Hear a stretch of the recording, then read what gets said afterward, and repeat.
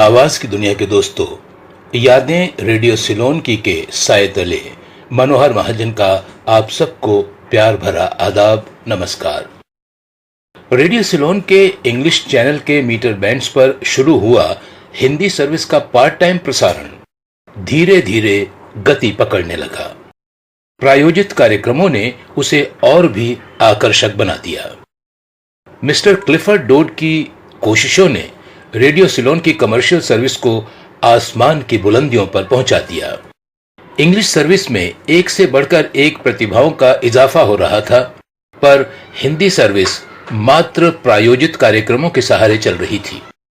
Mister Clifford डोड ने हर चंद कोशिश की कि उन्हें श्रीलंका में ही हिंदी भाषा पर अधिकार रखने और बोलने वाले लोग मिल जाएं, ताकि वो उन्हें भी अंग्रेजी भाषा के प्रसारकों की तरह ग्रूम कर सकें, पर उनकी कोशिश नाकाम साबित हुई।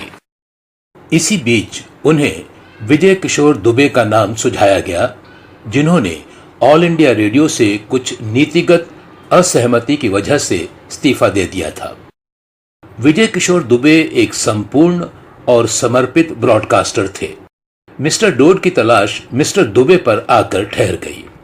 इन दोनों की रचनात्मक और मारक शक्ति की नींव पर विधिवत हिंदी सर्विस आरंभ हुई, जिसकी छांव में पलकर हम बच्चों से जवान हुए और पूरा जीवन इसी की शीतल छाया में गुजार दिया।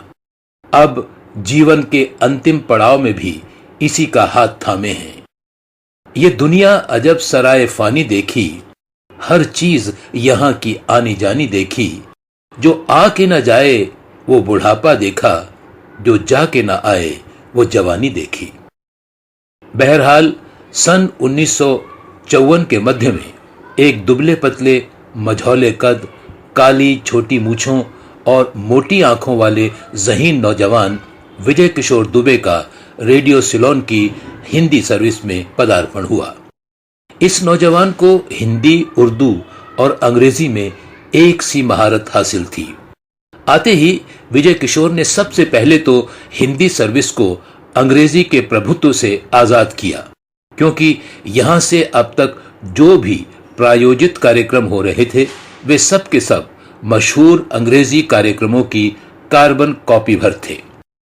दुबे जी ने फिल्म संगीत को विभिन्न सांचों में ढाला, फॉर्मेट्स बनाए और अपने बुद्धि बल और सूझबूझ से उन्हें नाम दिए। उनकी सिग्नेचर ट्यून्स यानी शीर्षक धुनें बनाई। हिंदी सर्विस का फिल्म संगीत इन शीर्षकों के अंतर्गत उड़ाने भरने लगा। वाद्य संगीत, एक ही फिल्म के गीत, ये भी सुनिए, आप ही के गीत, गैर फिल्मी गीत या गजल, फिल्म संगीत, भजन, शास्त्रीय संगीत, गायन या वादन, पुरानी फिल्मों का संगीत और उसके अंत में कुंदन लाल सहगल के गाने का चलन। ये कुछ ऐसे कार्यक्रम थे जिनकी आधारशिला पर रेडियो सिलोन की लोकप्रियता ने शिखर की ओर उड़ान भरी। रेडियो सिलोन की प्रोग्रामिंग का अगर दुबे जी को पितामह कहा जाए तो अतिशयोक्ति नहीं होगी। विजय किशोर दुबे करीब 3 साल तक रेडियो सिलोन के साथ रहे। बाद में वे HMV से जुड़े, फिल्म निर्माता भी बने। रेडियो सिलोन की प्रगति की कहानी में श्रीमती विमल कश्यप का भी बड़ा हाथ रहा। वे दुबे जी की सहयोगी के रूप में उनके साथ रहीं। विमल कश्यप एक अच्छी उद्घोषिका के साथ एक अच्छी प्रशासक भी थीं। वे भी ज्यादा दिनों तक रेडियो सिलोन के साथ नहीं टिक पाईं।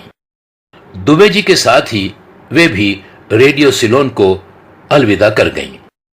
क्लिफर्ड डोड की लीडरशिप और विजय किशोर दुबे की मेहनत और लगन ने रेडियो सिलोन की हिंदी कमर्शियल सर्विस को एक दुधारू गाय में बदल दिया, जो विज्ञापनों के जरिए करोड़ों रुपए की आय श्रीलंका सरकार को मुहैया करवाती थी और एशिया महाद्वीप के श्रोताओं के लिए एक पर्यटन स्थल का मुकाम हासिल करा चुकी थी।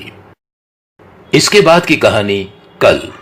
तब तक मनोहर महाजन को आज्ञा दीजिए। नमस्कार, शब्बा खैर।